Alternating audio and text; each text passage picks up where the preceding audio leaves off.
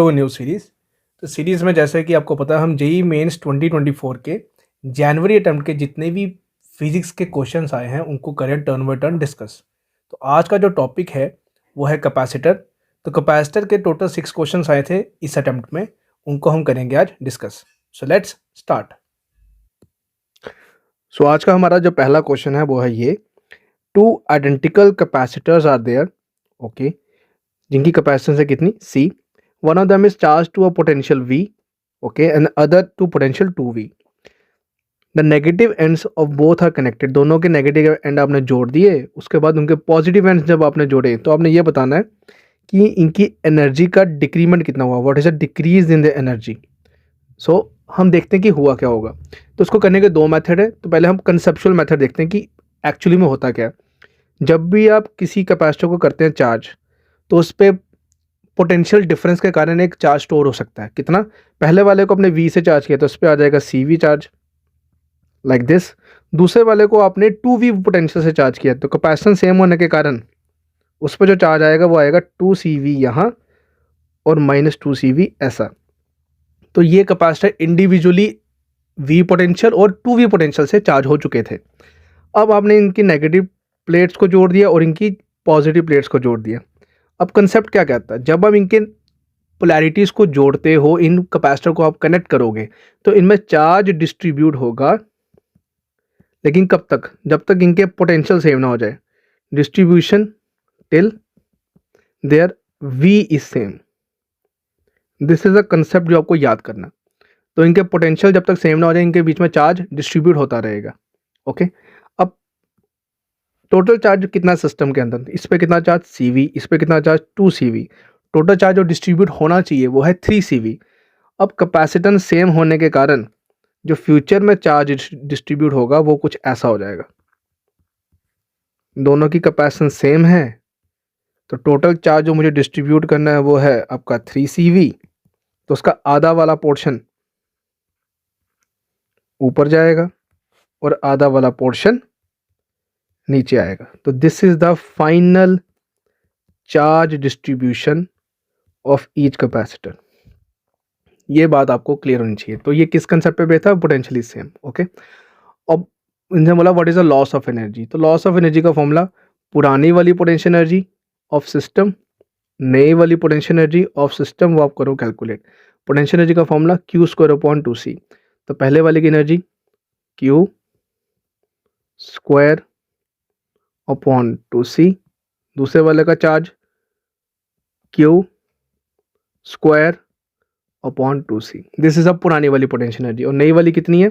दोनों पे charge same है, Q²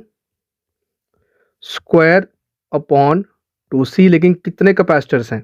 सेम चार्ज वाले 2 × 2। तो ये है U फाइनल, वो है U इनिशियल, और एनर्जी में डिक्रीमेंट हुआ ही होगा, जिस कारण से ये वाली एनर्जी ज़्यादा है, ये वाली कम है, दोनों का डिफरेंस लेंगे तो आफ्टर कैलकुलेशन जो डिफरेंस आएगा वो आएगा 1/4 CV²।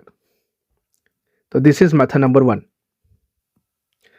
तो मेथड नंबर 1 में अगर आप डिटेल में ऐसे सॉल्व करना चाहते हो तो ये एक अप्रोच होती है। दूसरी अप्रोच जो हमें याद कर लेनी चाहिए, क्योंकि मेंस में हमारे पास या नीट में हमारे पास टाइम नहीं होता, तो हमें क्या करना चाहिए, जब भी दो कैपेसिटर्स को, सपोज ये C1 वाला और ये C2 वाला, आप इन दोनों को कनेक्ट करते हो, इसको V1 से चार्ज किया, इसको सपोज आपने V2 से चार्ज किया, तो कोई बोले कि इनको कनेक्ट करने के बाद कितना कितना एनर्जी को लॉस होगा। तो आप एक एनर्जी लॉस का फॉर्मूला याद कर लीजिए। एनर्जी लॉस का फॉर्मूला, तो फॉर्मूला है ½ C1 C2 divide by C1 + C2 into V1 - V2 का स्क्वायर। ये है एक फॉर्मूला, V1 - V2 उनके जो मैग्नीट्यूड है उनका स्क्वायर, ये एक फॉर्मूला है। और अगर ये फॉर्मूला तब लगाना if same polarities are connected, मतलब नेगेटिव को नेगेटिव से जोड़ा, पॉजिटिव को पॉजिटिव से, if same polarities are connected. Okay, और अगर अपोजिट पोलैरिटी कनेक्ट हो फिर क्या फॉर्मूला लगेगा?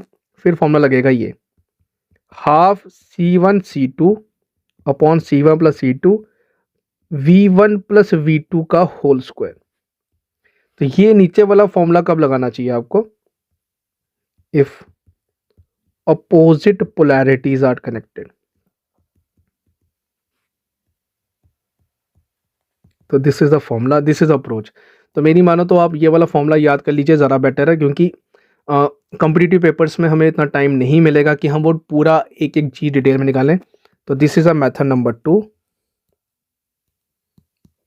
तो ये एक शॉर्टकट अप्रोच है आपके लिए। अगर दो चार्ज कैपेसिटर को आपने कनेक्ट किया, सेम पोलैरिटी से कनेक्ट किया तो ये वाला फॉर्मूला, डिफरेंट पोलैरिटी से कनेक्ट किया तो नीचे वाला फॉर्मूला। अब हम बात करेंगे क्वेश्चन नंबर 2 के बारे में। तो क्वेश्चन नंबर 2 कुछ इस तरह का है, ये हमारा पास सेटअप है।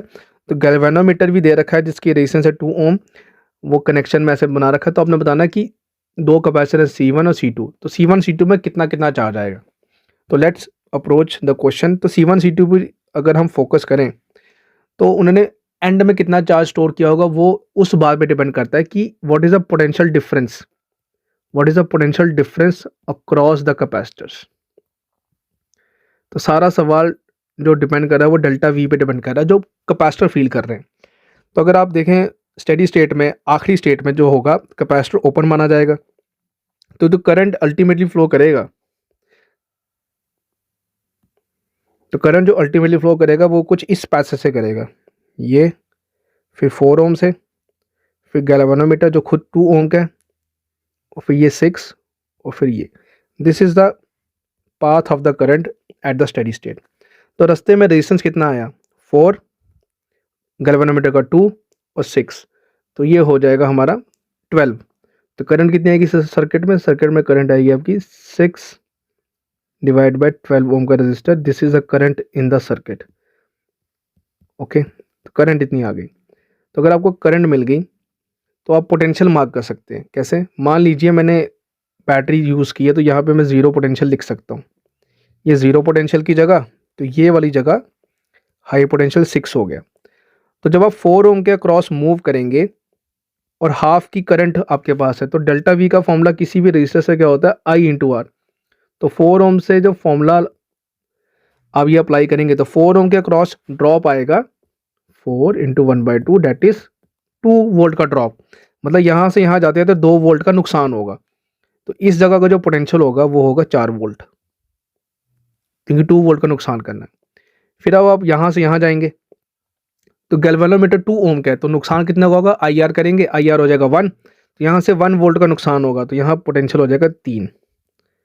तो देखो आपने सारे जंक्शंस कवर कर लिए हैं। अब आपसे मैं पूछता हूँ 4C1 जो कैपेसिटर है, इसको कितना पोटेंशियल डिफरेंस महसूस हुआ। तो ये लगा है 6 और 3 के बीच में। तो 6 और 3 का मतलब हो गया पोटेंशियल डिफरेंस हो गया 3। तो C1 कैपेसिटर की अगर हम बात करें तो C1 कैपेसिटर जो है तो C1 को पोटेंशियल डिफरेंस महसूस हुआ 6 - 3, 3 का पोटेंशियल डिफरेंस, खुद का कैपेसिटर कितना 4। तो ये हो जाएगा आपका charge on the first capacitor. Okay, similarly charge on the second capacitor क्या हो जाएगा, उसका पोटेंशियल डिफरेंस 3 और 3 नहीं, 0 और 4, 0 और 4 का पोटेंशियल डिफरेंस महसूस किया, और उसकी खुद की कैपेसिटी कितनी है 6। तो ये है Q1 Q2। Q1 Q2 का रेशियो लेंगे तो Q1 व Q2 कितना हो जाएगा, 12/24, डेट इज 1/2। तो ये है आपके चार्जेस का रेशियो। तो यहाँ पे कंसेप्ट क्या है, तो कंसेप्ट है आपको इंडिविजुअल पोटेंशियल डिफरेंस कैलकुलेट करना ज़रूरी है। Delta V you have to calculate across every capacitor using which formula, delta V is equal to I R. Question number 3 की बात करेंगे हम। इन एन इलेक्ट्रिकल सर्किट, हमें क्या दे रखा है इलेक्ट्रिकल सर्किट में, drawn before the amount of charge store in the capacitor. तो कैपेसिटर में कितना चार्ज स्टोर हो रखा है वो आपने बताना है स्टेडी स्टेट में। तो अगर हम सर्किट समझे 10 वोल्ट की बैटरी है, स्टेडी स्टेट में ये वाला जो पोर्शन देख रहे हो, इस सेगमेंट से कोई भी करंट फ्लो नहीं करेगा, क्योंकि स्टेडी स्टेट में कैपेसिटर आपको मानना पड़ता है ओपन। तो याद करें T0 पर जो कैपेसिटर होता है उसको हमने ट्रीट करना होता है शॉर्ट सर्किट की तरह, मतलब वायर की तरह ट्रीट करना होता है। और T इन्फिनिटी मतलब स्टेडी स्टेट, T इन्फिनिटी मतलब स्टेडी स्टेट लास्ट कंडीशन जो होती है, उसमें कैपेसिटर को अपने मानना होता है ओपन। ठीक है, तो जब ओपन मारेंगे तो बीच वाले सर्किट से करंट नहीं जाएगी, तो फिर टेक्निकली करंट कहाँ से जाएगी, तो उस पर फोकस करते हैं।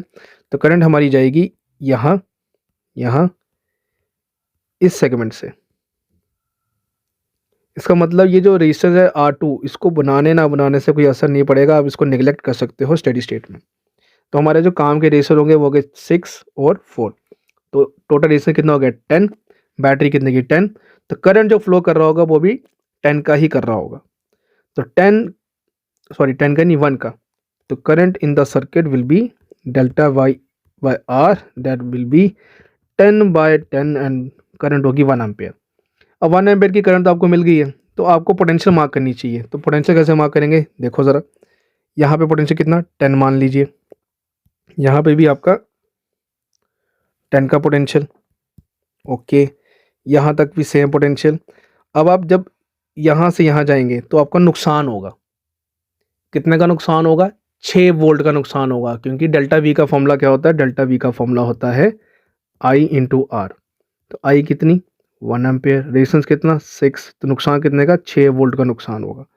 इसका मतलब यहाँ से यहाँ कैरी करने पर हमारा यहाँ पोटेंशियल आ जाएगा 4, 4 4 4, और रेजिस्टेंस से काम को तो था नहीं, तो यहाँ पे भी पोटेंशियल कितना हो जाएगा 4। ये है मेन स्टेप। R2 काम का नहीं था, इसलिए 4 पोटेंशियल कैरी हो जाएगा यहाँ से यहाँ तक भी, ओके। तो कैपेसिटर के आजू बाजू उसके अबाउट पोटेंशियल डिफरेंस कितना है, तो उसके अबाउट पोटेंशियल डिफरेंस आएगा 10 - 4 दैट इज 6। तो डेल्टा वी जो कैपेसिटर ने फील किया स्टेडी स्टेट में वो होगा 6 वोल्ट। तो 6 का कैपेसिटर ने पोटेंशियल डिफरेंस फील किया, तो उसके ऊपर चार्ज निकाल लेंगे। तो what is the amount of charge, तो चार्ज का फॉर्मूला होता है Q = C × V, that is 60 microcoulomb. तो 60 माइक्रोकूलम का चार्ज हमें स्टोर करने को मिल जाएगा, तो इसका आंसर होगा 60। अब हम बात करेंगे क्वेश्चन नंबर 4 के बारे में। तो क्वेश्चन नंबर 4 क्या है, charge accumulated on the capacitor connected in the following circuit is इतना। तो आप लोगों को बताना है कि इस कैपेसिटर में कितना चार्ज है, ओके। तो लेट्स अप्रोच। तो अगर आप ध्यान से देखें, ये रेजिस्टेंस है 1 का, ये 6 का, ओके, ये 2 का और ये 4 का। तो अगर आप स्टेडी स्टेट की बात करें, स्टेडी स्टेट में कैपेसिटर पूरी तरीके से चार्ज हो चुका होगा, तो यहाँ से करंट जाने का कोई सवाल नहीं। फिर टेक्निकली कौन कौन सीरीज़ में कौन कौन पैरेलल में हो जाएगा, हमें वो समझना है। तो अगर आप देखें यहाँ से जो करंट जाएगी वो यहाँ से भी फ्लो करेगी, तो इसका मतलब 6 और 4 की करंट सेम है, तो ये दोनों हो जाएंगे सीरीज़ में। फिर सिमिलरली 1 और 2 की करंट सेम है, ये भी दोनों हो जाएंगे सीरीज़ में। तो अगर मैं अपना सर्किट बनाऊँ तो ऐसा हो जाएगा हमारे पास, ये एक पोर्शन 3 ओम का, ये एक पोर्शन 10 ओम का, और ये दोनों हो जाएंगे पैरेलल। ये आपका 10 वोल्ट। तो यहाँ तक अगर मैं पोटेंशियल मार्किंग करूँ तो यहाँ 0, यहाँ 0, यहाँ भी पोटेंशियल कितना 10। तो यहाँ से करंट कितनी आएगी 1 एम्पेयर, और यहाँ से करंट कितनी आएगी, यहाँ से करंट आएगी 10/3 एम्पेयर की करंट आएगी, ओके। अब कैपेसिटर को पोटेंशियल डिफरेंस कितना फील हो रहा होगा, उसके लिए मुझे ए का पोटेंशियल और बी का पोटेंशियल मार्क करना पड़ेगा। कैसे मार्क करेंगे, तो बड़ी सिंपल सी बात है, यहाँ 10 का पोटेंशियल है, तो यहाँ से यहाँ आते आते ड्रॉप होगा पोटेंशियल कितना IR। तो मुझे पता है यहाँ से करंट कितनी आ रखी है, 10/3 एम्पेयर की करंट आ रही है इस साइड से। तो 1 से डेल्टा V जो होगा वो होगा 10/3, तो 10 से 10/3 गया, तो यहाँ बचेगा 20/3। तो A का पोटेंशियल 20/3। सिमिलरली यहाँ से यहाँ कितने का ड्रॉप IR करेंगे, I की वैल्यू यहाँ से है 1, R कितना 6, तो ड्रॉप होगा 6 का, तो 6 का ड्रॉप, तो यहाँ पोटेंशियल आ जाएगा 4। तो कैपेसिटर का एक टर्मिनल A से कनेक्टेड है, एक टर्मिनल B से कनेक्टेड है, तो हमने फोकस कर लिया। यहाँ पे पोटेंशियल 20/3 है और यहाँ पे पोटेंशियल 4 है। अगर आप इस तरह की मार्किंग करेंगे तो पोटेंशियल मार्किंग से क्वेश्चन होगा। तो कैपेसिटर को पोटेंशियल डिफरेंस कितना फील कर रहा है, तो पोटेंशियल डिफरेंस का फॉर्मूला हो जाएगा आपका 20/3 - 4, दैट विल बी 8/3। तो this is the delta we across capacitor.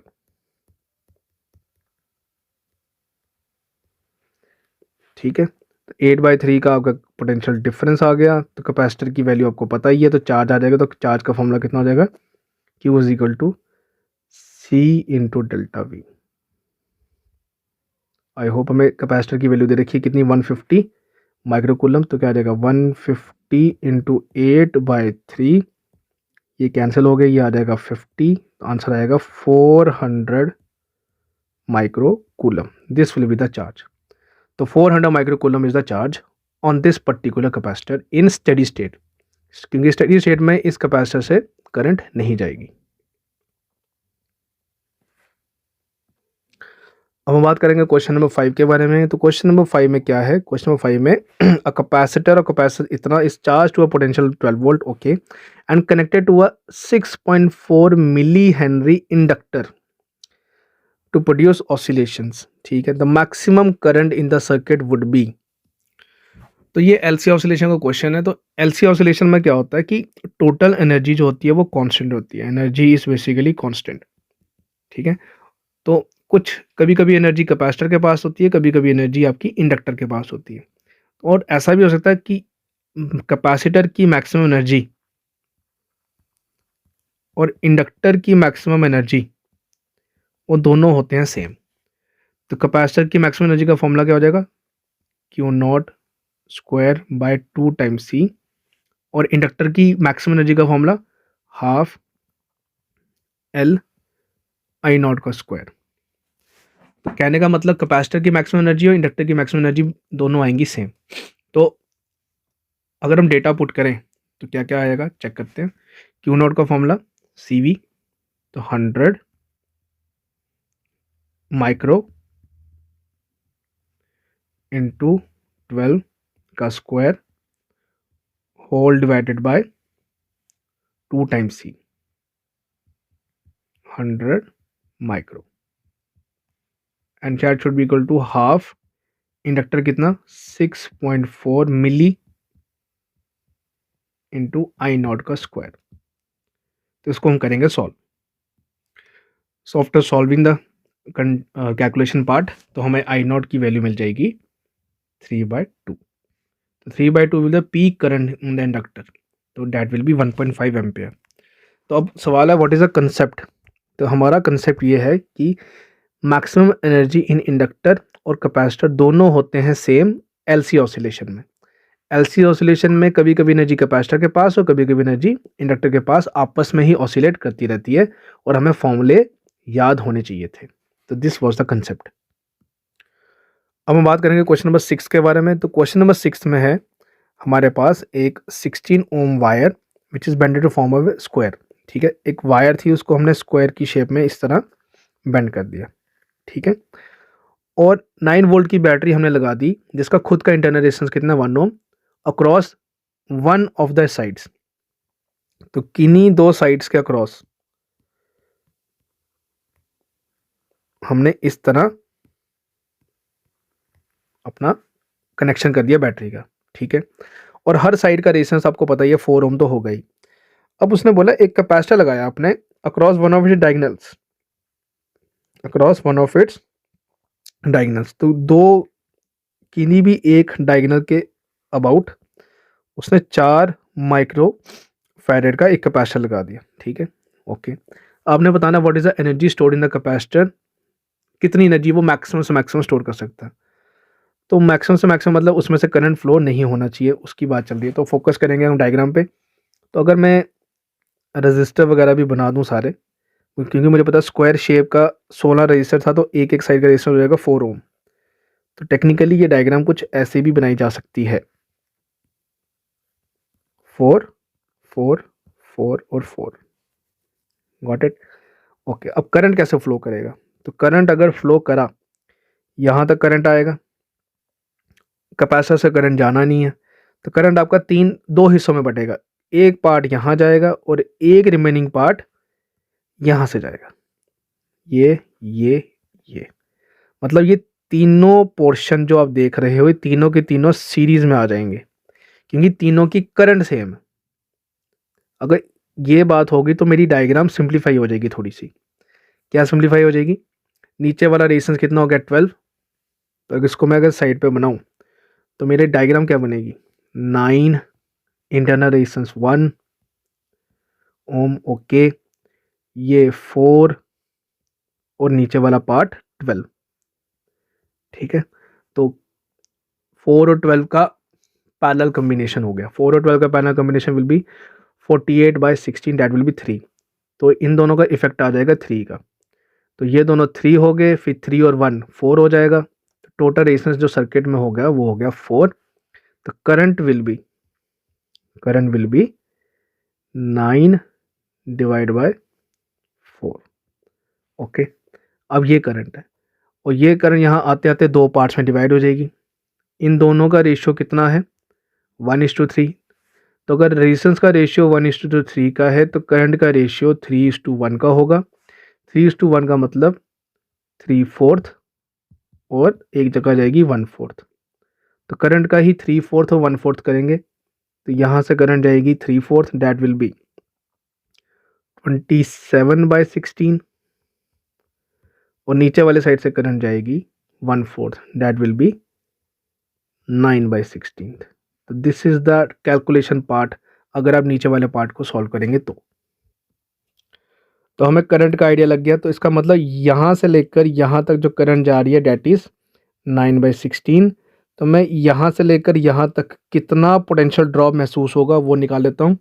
तो यहाँ से लेकर यहाँ तक के पाथ में मेरे पास 8 ओम का रेजिस्टर आएगा, वही पोटेंशियल डिफरेंस देगा कैपेसिटर को। तो कितना आएगा पोटेंशियल डिफरेंस? तो delta we across capacitor will be, दो रेजिस्टर जो आएंगे वो दोनों सीरीज में आएंगे, 8 इंटू यहाँ से कितनी करंट फ्लो करिए डेट इज़ 9/16। तो आंसर आपका आएगा 9/2 का डेल्टा वी महसूस होगा इन दो पॉइंट्स के बीच में अगर आप पूरा सर्किट सॉल्व करेंगे तो। ठीक है, तो 9/2 का डेल्टा वी, तो हम एनर्जी निकाल सकते हैं। तो व्हाट इज एनर्जी स्टोर्ड? तो वी नो एनर्जी स्टोर का फॉर्मूला। तो एनर्जी स्टोर का फॉर्मूला हमारा होता है हाफ CV²। तो E will be half C into delta V का square. I think micro joules में हमें आंसर निकालना है। C की वैल्यू हमें पता है कितनी, 1/2 into 4 micro farad into delta we, 9/2 का स्क्वायर 81/4। 4 और 4 कैंसिल, आंसर आएगा 81/2 माइक्रो जूल्स। इसको हमें x/2 माइक्रो जूल से करना है कंपेयर। तो आफ्टर कंपैरिजन हमें x की वैल्यू नज़र आ रही है। तो x की वैल्यू कितनी आ जाएगी? तो x will be 81। This will be our answer. अब हम बात करेंगे क्वेश्चन नंबर 7 के बारे में। तो question number 7, a capacitor of capacitance C which is charge to potential V has energy E। Okay, it is connected to another capacitor, इसकी capacity है 2C और पोटेंशियल है 2V। What is the loss of the energy? तो हमें बताना है कि energy का लॉस कितना हुआ। तो एनर्जी का लॉस उन्होंने मेंशन किया है XE/3, हमें x की वैल्यू निकालनी है। तो जैसा कि आज ही हमने ये क्वेश्चन नंबर 1 में डिस्कस किया कि एनर्जी लॉस का फॉर्मूला हम जल्दी जल्दी याद कर सकते हैं। क्या फॉर्मूला होता है? Half C1 C2 upon C1 plus C2 into delta V का स्क्वायर। तो डेल्टा वी का स्क्वायर आपका हो जाएगा V का स्क्वायर। अगर आपने सेम पोलैरिटीज़ कनेक्ट की हैं, ऐसा कुछ मेंशन तो था नहीं, तो हम मानेंगे सेम पोलैरिटी ही कनेक्ट की होंगी। तो इसको सॉल्व करने पे हमें क्या नज़र आ रहा है? C और C हो गए कैंसिल, 2 और 2 हो जाएंगे कैंसिल।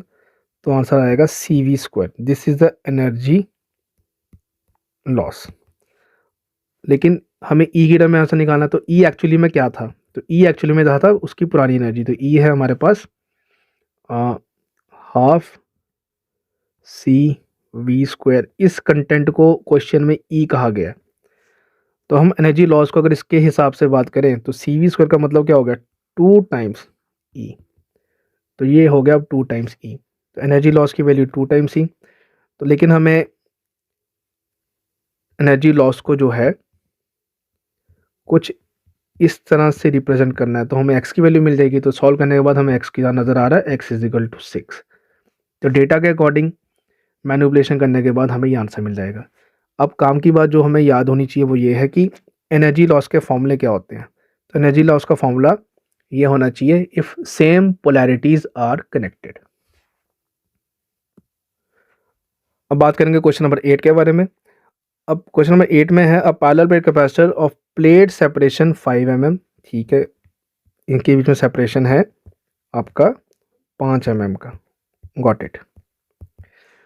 इसको आपने किसी बैटरी से चार्ज किया। It is found that on introducing a dielectric sheet. अब आपने इसमें शीट इंट्रोड्यूस की, लेकिन शीट की जो थिकनेस है, शीट की जो थिकनेस है वो कंप्लीट नहीं है, वो पार्शियल है। उसकी थिकनेस है केवल 2 मिलीमीटर, मतलब 3 तक आपकी एयर है। अभी भी आपने बैटरी कॉन्टीन्यूसली कनेक्शन में लगा रखी है, मतलब बैटरी चेंज नहीं की है। तो कैपेसिटर ने 25% चार्ज और एक्स्ट्रा उसने कैरी मंगवाया, मतलब और मंगवाया। तो what is the dielectric constant? तो बड़ी सिंपल सी बात है, Q is equal to C V आपका फिक्स है। तो अगर आपका चार्ज 25% एक्स्ट्रा बढ़ा तो उसका एक ही कारण से था, आपका कैपेसिटेंस बढ़ा, ठीक है। अब चार्ज 25% बढ़ गया, इसका मतलब न्यू चार्ज जो होगा वो होगा 1.25 ऑफ द ओल्ड चार्ज। ये बात आपको समझ आनी चाहिए। 25% एक्स्ट्रा का मतलब होता है 1.25 का फैक्टर पुराने वाले से वो हो चुका है, ठीक है। ये आपको क्लियर होना चाहिए। तो इसका मतलब कैपेसिटर भी जो नया वाला होगा वो 1.25 टाइम्स ओल्ड कैपेसिटर के बराबर होगा। तो अगर हम इस कॉम्बिनेशन को समझें तो यहाँ पे डायलेक्ट्रिक आपका सीरीज में लगा है, तो सीरीज में लगेंगे तो क्या से यूज़ करना होता है समझते हैं। तो अगर मैं बात करूँ नॉर्मल फार्मूला, तो नॉर्मल कैपेसिटेंस का फॉर्मूला होना चाहिए था ए एप्सिलॉन नॉट अपॉन दूरी। दूरी फिलहाल मैं मिलीमीटर में ही अगर मेंशन करूँ तो 5 करता, लेकिन अगर सी डैश की वैल्यू में मेंशन करता तो वो अब क्या आ जाती, ए एप्सिलॉन नॉट अपॉन, जहाँ जहाँ एयर है, एयर वाला पोर्शन अब आपका 3 mm का बच गया, तो वो 3 प्लस डायलेक्ट्रिक आपका है तो 2 थिकनेस का, लेकिन उसकी इफेक्टिव थिकनेस जो काउंट होगी वो होगी 2/k। This is the formula जो आपको समझ आना चाहिए जब आप डायलेक्ट्रिक यूज करते हो पार्शियल लेंथ का। तो ये वाला फॉर्मूला आपके कंसेप्ट में होना चाहिए, ठीक है। तो आपको पता चल ही चुका है ये सी डैश है, इट इज़ 1.25 टाइम्स मोर। तो I will say 1.25 of old capacitance should be equal to new capacitance A epsilon naught upon 3 plus 2 divided by K. After solving,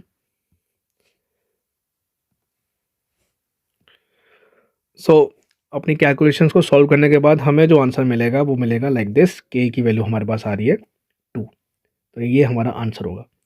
तो अब सवाल है कि ऐसे क्वेश्चन के लिए हमें कौन सा वाला फॉर्मूला याद कर लेना चाहिए। तो याद रखें, जब भी आपके पास कैपेसिटर अगर है और उसमें अगर आपने डायलेक्ट्रिक यूज़ किया है,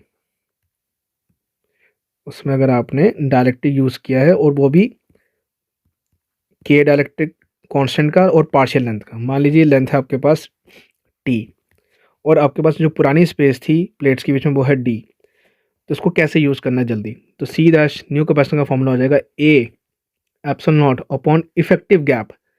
अब एयर वाला गैप कितना बचा, डी माइनस टी, और डायलेक्ट्रिक वाला गैप कहने को तो देखने को तो वो टी है, लेकिन उसकी इफेक्टिव थिकनेस जो फॉर्मूले में काउंट की जाती है वो टी नहीं, टी बाय के काउंट की जाएगी। तो this is a shortcut formula जो आपको आना चाहिए, जिससे आपके क्वेश्चंस थोड़ी जल्दी सॉल्व हो सकते हैं, ठीक है।